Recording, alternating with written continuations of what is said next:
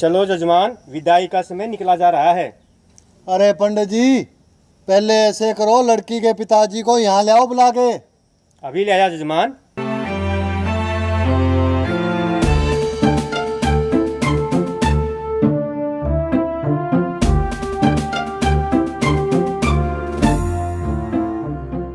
बोलिए सुखराम जी, क्या हुक्म है? ससुर जी, आप इतने बोले मत बनो, आपको सब पता है कि क्या हुक्म है। मैं कुछ समझा नहीं बेटा, आप क्या कहना चाहते हैं? मैं बताता हूँ पंदू जी। पिताजी आप रुकिए, घी सीधी उंगली से नहीं निकलने वाला, उंगली को टेढ़ा करना पड़ेगा। तो मेरे प्रिय ससुर जी, बात यह है कि आपने शादी से पहले हमसे कुछ शर्तें पूरी करने को कहा था, वो विदाई से पहले आप पूरी कर दो बस। बेटा तू साफ साफ बोल, कहना क्या चाहता है? ससुर जी, आपने हमसे वादा किया था कि दहेज में आप हमें एक गाड़ी, 20 तोला सोना और 10 लाख रुपए नगद दोगे, समझे? अगर आप ये चीज़ें अभी हमें देते हो तो हम आपकी बेटी को अपने घर ले जाएंगे।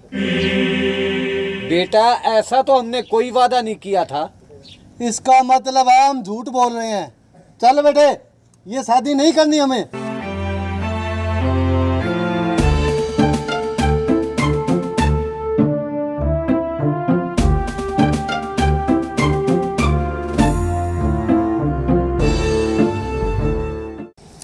पिताजी आप ये क्या कह रहे हैं? मेरे पिताजी बहुत गरीब इंसान हैं, वो इतने पैसे कहाँ से लेके आएंगे? मैं आपके हाथ जोड़ती हूँ, प्लीज़ ऐसा मत कीजिए। तुझे पता है, मैंने मेरे बेटे की पढ़ाई पर लाखों रुपए खर्च कर रखे हैं। हमें दहेज में वो सब कुछ चाहिए। चल बेटे। आप तो रहम कीजिए जी, मैं आपकी धर्म पत्नी हूँ। आपने मुझसे अग्नि के साथ फेरे लेके अपनी पत्नी बनाया जी, आप मेरे पति हैं, कम से कम आप तो ऐसा मत होने दीजिए। मेरी बात सुन, 7 फेरे लेने से कुछ नहीं होता, हमें तो सिर्फ दहेज चाहिए बस। और तेरे बाप ने शादी से पहले दहेज का वादा ही क्यों किया था, अगर वो पूरा नहीं कर पाया तो? चल हट पीछे। बेटी गुलाबो,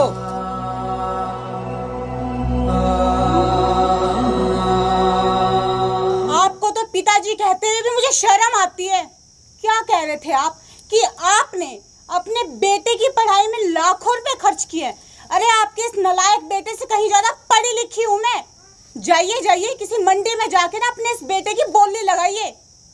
और ए मिस्टर, अब तो कान खोल के सुन, मेरे पिताजी ने दहेज देने का कोई भी वादा नहीं किया था।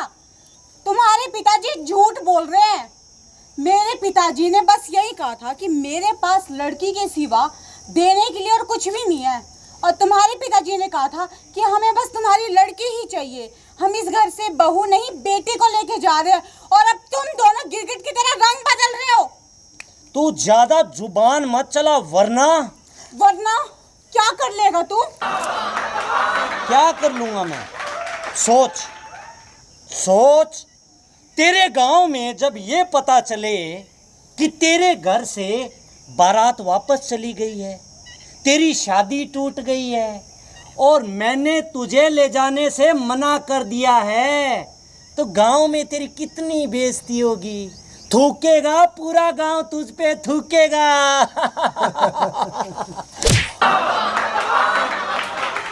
गांव हम पे नहीं, तुम दोनों बाप बेटे पे थूकेगा।